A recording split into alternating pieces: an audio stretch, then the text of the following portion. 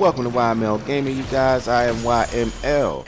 In this video, I'm going to be showing you a good Harrow build and how you use Harrow in the Eidolon Teralyst capture fights. PoE has been amazing so far, man, and this frame is by far one of the funnest frames to run. I love using this frame during the Eidolon Teralyst fights, man. So without further ado, let's get to it. Now, when you're playing with Harrow in your squad to hunt Teralysts and stuff, you need to make sure that you are using Harrow effectively. Now, you're going to be focusing on his ultimate ability, his Covenant ability, but you can use that as you see fit to actually help your team out with getting those crits off. But we'll jump into that in a moment.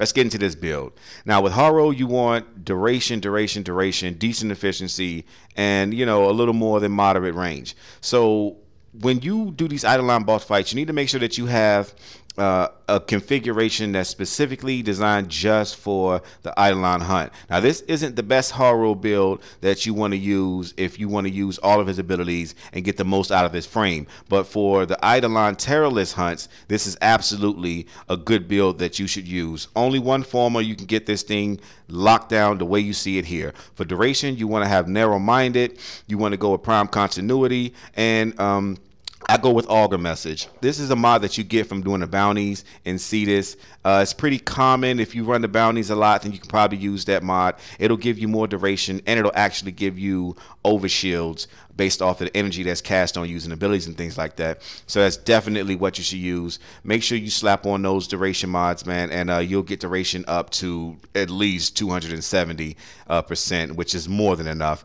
You get 16 seconds of protection right now with the Covenant ability that we're going to be using during the Eidolon fights, which is absolutely amazing. 32%. The retaliation is just excellent in a normal mission, but in the Eidolon fights, the retaliation duration really isn't going to affect you that much unless you absolutely use it in the perfect moments, and that's what we're going to get more into in this video, showing you guys when to call in Covenant or when are the best times to probably not call in Covenant and things like that.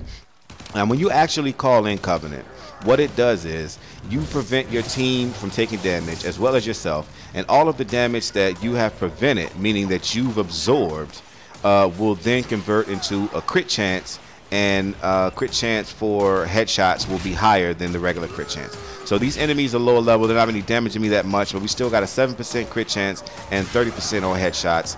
And it seems like every single slice with my YML slasher is critting out of control. Now, when you're in the Eidolon capture fight, you want to first things first, make sure you charge your lure. Do not go into this fight messing with that Teralyst until you've charged the lure. You don't want the thing to pop smoke on you mid-fight, so make sure you charge your lure to keep that thing locked down so it can't transport or teleport out of there when y'all are just getting started damaging it. Now, when you're playing with Harrow, you can call in Covenant whenever you see fit. There's only a couple of times where I wouldn't call in Covenant, especially if you have decent duration on it. One would be when Chroma is trying to damage himself in order to get his Vex armor stats through the roof. You don't want Chroma to be invincible when he's trying to call in his Vex armor and damage himself. You don't want that to happen. But any other time, especially now, once the Eidolon has been stripped of one of its armor portions, it's going to send out this huge pulse. This is when you need to call in your Covenant ability. It will protect your team. You guys don't have to scatter and run those 60 meters away out of the blast radius. You can stand right there. As soon as it stands back up, get back into the fight. Now, with timing Covenant perfectly, it will reward your team with crit chances. So what you can do is, even before the shields are being taken off of the Eidolon from using the operator and things like that, you can cast in Covenant several times to try to get the multiplier up as high as possible, the crit chance, so when the shields are finally gone off of it, your entire team will have that added crit chance. You know, not just Chroma, because Chroma's guaranteed is going to have the highest damage out of everyone in your squad, because that is how Chroma is built. But you see here, when you have a really, really good crit chance, your whole team will be able to get crits off on this thing. I'm talking high crits. I think in this clip you'll actually see I'm actually getting red crits with my Opticore from using Covenant at the perfect moment. So I'm awarded with that status chance of having this amount of crit and things like that. It maxes out at 50%. I tested it on several different occasions. It only goes to 50% crit chance, with 200% chance for headshots. Just be cautious trying to get this crit multiplier up. It doesn't matter if 5,000 damage is all you really need.